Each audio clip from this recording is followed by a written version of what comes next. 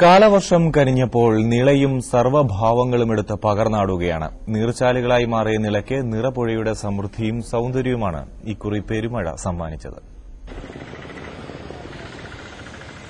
മഴ കാത്തിരുന്ന വേഴാമ്പലിനെ പോലെയായിരുന്നു ഭാരതപ്പുഴ. ആഴ്ചകൾക്ക് മുൻപ് മണൽപ്പരപ്പുകളുടെ ഊഷരതയ്ക്കിടയിൽ ഒരു ചെറുചാലായി ഒഴുകുകയായിരുന്നു.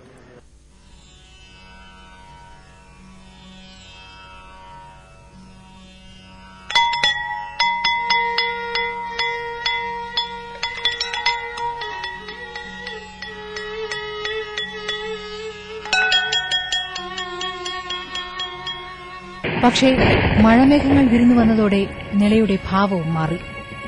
ആദ്യം സൌമ്യഭാവത്തിൽ,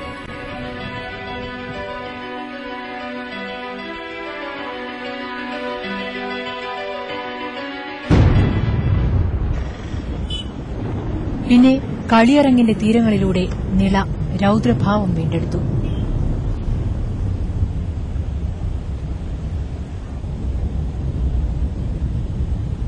ഇത് 40 കൊല്ലത്തിന്റെ ഇടയിൽ 4ാമത്തെ പ്രാവശ്യമാണ്. 2007 സെയിം ഡേറ്റിലുണ്ടായിരുന്നു, പിന്നെ 2009 സെയിം ഡേറ്റിലാണ് ഇപ്പോൾ സംഭവിച്ചേക്കുന്നത്.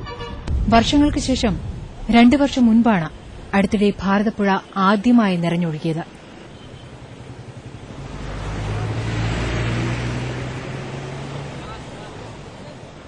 മനസ്സ് നിറഞ്ഞ ഇരുകരകളിലും തൊട്ട് നിളയൊഴുകുമ്പോൾ ഒരു സംശയം മാത്രം ബാക്കി. നീലക്കുറിഞ്ഞികൾ പൂക്കുന്നത് കാത്തിരിക്കും പോലെ നിള നിറയുന്നതും കാത്ത് ഇനി എത്ര നാൾ കാത്തിരിക്കണം? മനോരമ ന്യൂസ്.